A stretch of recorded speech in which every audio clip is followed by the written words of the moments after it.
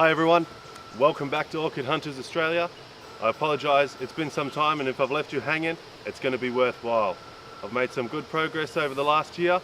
Obviously, new camo for a new environment. I've moved up to the wet tropics and you might have seen it in a few of our previous episodes. There's going to be some exciting stuff coming out of this area. We've also had some kind generosity from a few fans and the Australian Orchid Foundation. As such, I'd like to introduce to you the Orchid Hawk.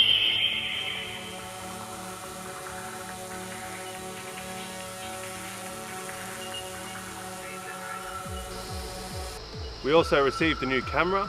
You can't really see it, but it's there. I've been hanging around the Mossman area.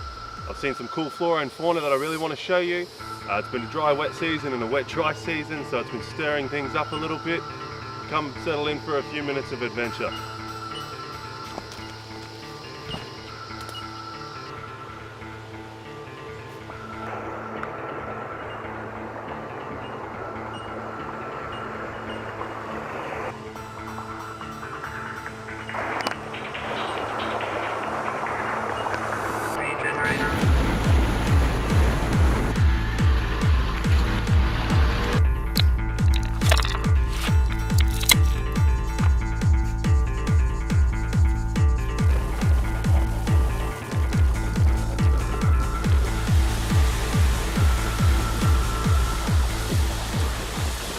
One of the great things about Cairns and its surrounding regions is the dominating mountains of rainforest wherever you look, collectively known as the wet tropics.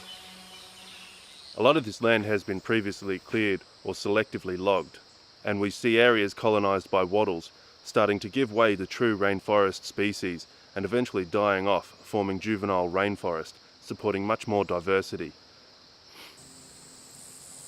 Although colonisers, these wattles can still host a surprising amount of epiphytic life, like this Dendrobium nindii.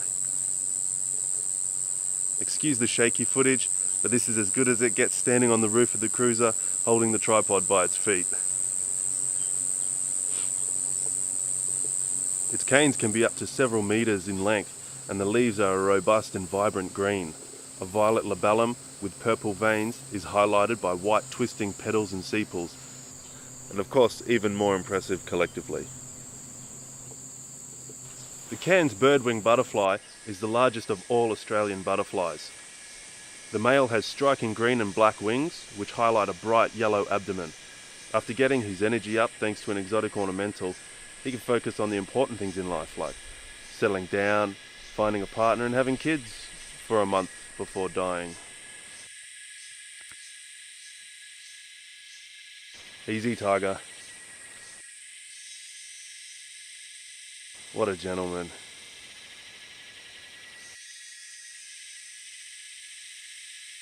Once her eggs are ready for laying, she'll lay them on a native vine called Dutchman's pipe, which her offspring will eat and develop on.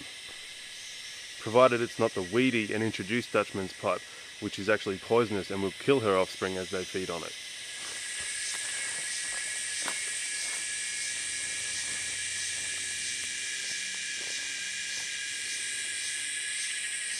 Heading deeper into the rainforest, where only a handful of European eyes have seen, we come across a Christmas orchid, which stands alone here, but can form impressive colonies that cover large boulders where light, humidity and drainage is all favourable. The flowers kind of look like someone wearing a fancy party hat.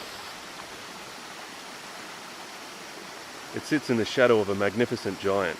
This strangler fig tree has multiple large stems supporting it, which wrapped around a long departed host and expanded out into the upper canopy. It supports a variety of epiphytes and even umbrella trees and cycads in this instance. What's that, Orchid Hawk? You've found something? That's a fern? That's embarrassing. We're gonna have to have a talk about this later, you and I. Alright?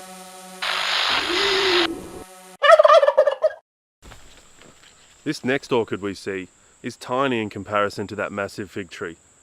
Well, it's tiny anyway. Its flower is less than a centimetre across, and its leaves look like so many other seedlings on the rainforest floor. It's a real needle in a haystack to find out here, and it highlights the need for enthusiasts to watch where they step, minimise trampling and compaction, and any other negative impacts that they might incur.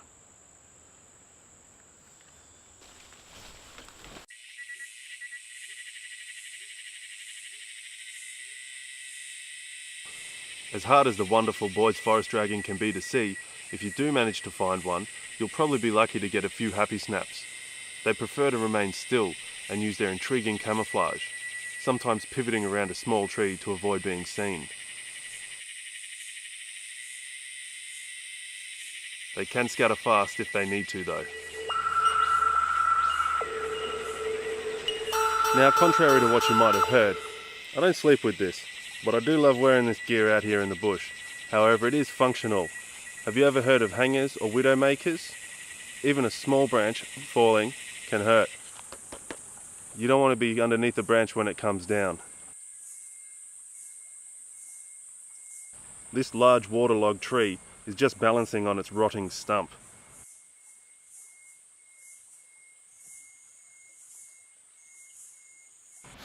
Even what appear to be small branches will hit hard and cause major damage.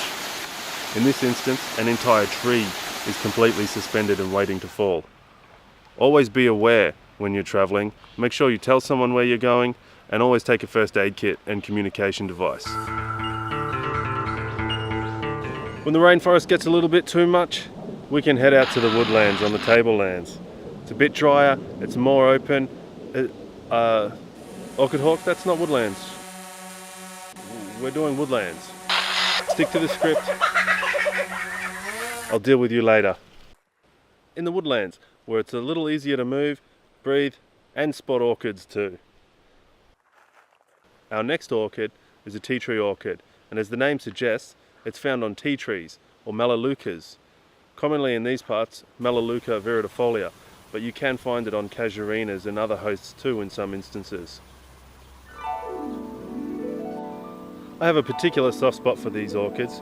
Often you might hear that native orchids aren't showy and therefore hard to track down in the nursery, but I think these guys are a brilliant example of what Australia has to offer. Often growing in large numbers where their preferred hosts are available, these orchids add a beautiful splash of colour to what can be a dry and desolate environment. Don't let their often large populations persuade you into taking one here or there. They are commercially available, so contact your local orchid nursery if you'd like to try to track one down.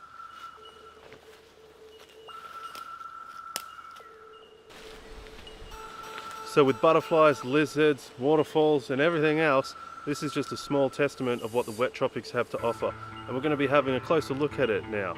This is a whole new Orchid Hunters Australia. I hope to bring you some great stuff in the near future, so please stay safe and happy hunting. See you next time.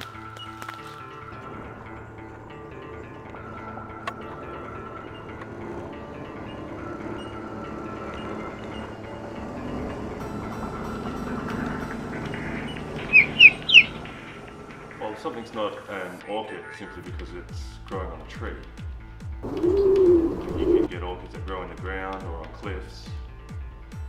Yeah, it was a fern. But you can also get ferns that grow in the ground or on cliffs or in trees. Don't need to be rude about it. We'll get there, don't worry about it. Just takes time.